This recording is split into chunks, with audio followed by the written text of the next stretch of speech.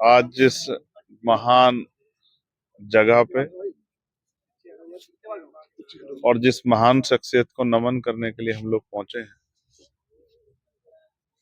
मैं ये भी कहूं कि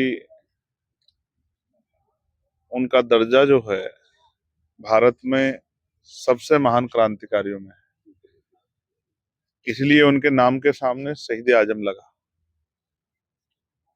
और जिस तरह का संघर्ष, लड़ने की धार, उम्मीद और जज्बा अपने लक्ष्य को पाने का, उस समय में गुलामी की बेड़ियां काटने के जिस तरह के विचार शहीद आजम सरदार भगत सिंह जी, उनको मैं नमन करता हूं। और क्योंकि हम लोग उनको आदर्श इसलिए मानते हैं क्योंकि हम नौजवान हैं, और जिस तरह उन्होंने संघर्ष किया और जवानी को जिस तरह का संदेश दिया, उन्हीं की प्रेरणा में देश को आजाद होने का मौका जो है मिला। मैं ये भी कहूंगा कि अगर अवसर मिलता उनको, और उस समय जो बाद में जिनको संविधान बनाने का मौका मिला, बाबा साहब अम्बेडकर को, अगर ऐसे महापुरुषों को सरकार चलाने का, देश चलाने का मौका उस समय मिलता, तो मैं समझता हूं कि आज का जो भारत है वो वैसा ही भारत होता जिसकी कल्पना देखी गई थी। पंजाब में हम लोग हैं, जिस पंजाब ने ऐसे वीर सपूत दिया, उस पंजाब का क्या हाल है। जिस जवानी पे हमें गर्व था वो नशे की भेंट चढ़ गई। मुझे बड़े दुख के साथ कहना पड़ रहा है कि पंजाब को जानबूझ के नुकसान पहुंचाया गया, पंजाब की जज्बे को, पंजाब की जवानी को नुकसान पहुंचाया गया, जिससे ऐसे सूरमा दोबारा ना पैदा। हमें मान है पंजाब नू भी और इस मिट्टू नू भी मैं सबदू मुबारकबाद देता, जिस धरती नू ऐसे वीरे जन्मे। और मैं ये भी संकल्प लेना कि उनके जो अधूरे का सपने उनको हम लोग पूरा करना। जिन्हां पार्टियां ने जिहड़ी है शहीदां दे नाम ते वोट मंगी है, पर शहीदां दे सुपने अजे तक साकार नहीं हुए। वो इसलिए साकार नहीं हुए क्योंकि वो अपने निजी हित के लिए शहीदा का नाम लेते थे, शहीदा की फोटो लगानी थी, लेकिन काम तो अपने ही मकसद दा करने नहीं, अपने विचार नू कर दी। तो जिस दिन इनके असली वारिस होने, यानी कि इनके विचार नू लेके चलने वालों को मौका मिलना, तभी इनके सपने पूरे होने। असली कोशिश कर रहे थे कि इनके अधूरे सपने पूरे करने के लिए जो भी योगदान हमने देना है वो हम दे। इस मिट्टी में आके ताकत मिलती। मैं जब जेल से आया था 16 महीने जेल कट के, तो मैं फिर इधर आया थी। मैंने सब लोगों ने पूछा तुसी इत्थे की करने आए।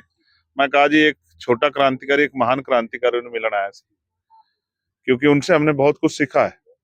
जेलों में भूख हड़ताल, अपने हक अधिकार के लिए लड़ना, जेल में जो राइट्स बंदियों के बनते थे, भारतीय बंदियों को जब नहीं मिले उनके लिए लड़ना, मुसीबत उठाना और अपने संकल्प पे खड़े रहना और ना झुकना, बलिदान हो जाना लेकिन सरकार का के ना झुकना। तो बहुत कुछ सीखा हमने उनसे, और हम लोग उन्हीं के रास्ते पे चल के उनके सपनों का देश बनाने के लिए संघर्ष करें। हम नौजवानों को बुराइयों से निकाल के सही रास्ते पर आने का काम करें। और पंजाब को भी, और पंजाब का पूरे देश के युवाओं को मेरा संदेश है कि वो बुराइयां और नशा छोड़े और मजबूत ताकत बन के देश के साथ खड़े हों, देश को आगे बढ़ाने में योगदान। 40 साल पहला बाबू काशी राम जी ने समाजिक परिवर्तन आर्थिक मुक्ति लहर छेड़ी, ਜਿਹੜਾ ਕਿ ਕੇਡਰ ਜਿਹੜਾ ਉਹ ਖੇਰੂ ਖੇਰੂ ਹੋ ਗਿਆ, ਉਸ ਕੇਡਰ ਨੂੰ ਸਾਂਭਣ ਦੇ ਲਈ ਤੁਸੀਂ ਕੀ ਕਰਨਾ?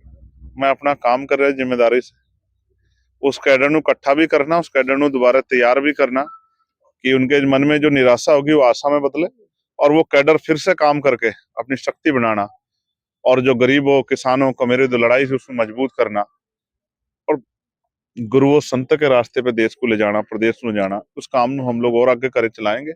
और अभी जो सपने थे माननीय काशीराम साहब के भी, बाबा साहब के भी, फूले साहब के, वो भी पूरे नहीं हुए। तो अभी उनके बच्चों को रुकना नहीं चाहिए, अभी उनके बच्चों को मन पक्का करके लड़ना चाहिए और कुर्बानी के लिए तैयार होने चाहिए। क्योंकि जिस कौम में कुर्बानी के बकरे नहीं होते, उस कौम को जो है आजादी नहीं मिलती, ऐसा बाबा साहब अम्बेडकर कहते थे। तो हमें कुर्बानी के लिए तैयार होना पड़ेगा। तो एक दिन ऐसा भी आएगा कि हमारी लड़ाई पार हो जाएगी और देश उसी तरफ बढ़ेगा जिस तरफ महापुरुषों ने सपने देखे। ਅੰਬੇਡਕਰਵਾਦ ਨੂੰ ਲਿਆਉਣ ਦੇ ਲਈ ਜਿਵੇਂ ਭਾਜਪਾ ਆ, ਆਰਐਸਐਸ ਹੈ, ਜਿਵੇਂ ਬਾਬਾ ਸਾਹਿਬ ਦਾ ਅਪਮਾਨ ਕੀਤਾ, ਨਾਮ ਦੇ ਨਾਂ ਤੇ ਅਪਮਾਨ ਕੀਤਾ, ਉਹ ਲੋਕ ਨਹੀਂ ਚਾਹੁੰਦੇ। ਉਹ ਰਾਮ ਰਾਜ ਲਿਆਉਣਾ ਚਾਹੁੰਦੇ ਆ, ਲੇਕਿਨ ਅਸੀਂ ਚਾਹੁੰਦੇ ਆ ਜਿਹੜਾ ਅੰਬੇਡਕਰਵਾਦ ਆਵੇ ਉਹਦੇ ਲਈ ਆਪਾਂ ਕੀ ਕਰਨਾ। जैसे तुसी चाहते अम्बेडकरवाद, अम्बेडकर राज आए, कुछ लोग चाहे राम राज आए, कुछ लोग और कोई राज चाहने सी। तो मेरा कहना जी मानवता का राज आना चाहिए। और जब आप डॉक्टर बाबा साहब अम्बेडकर को पढ़ेंगे, और देश का संविधान भी मानवता के राज की बात करता है। जब आप सदगुरु रविदास जी को पढ़ेंगे, वो भी, गुरु नानक देव जी भी, सब मानवता के राज की बात करते हैं।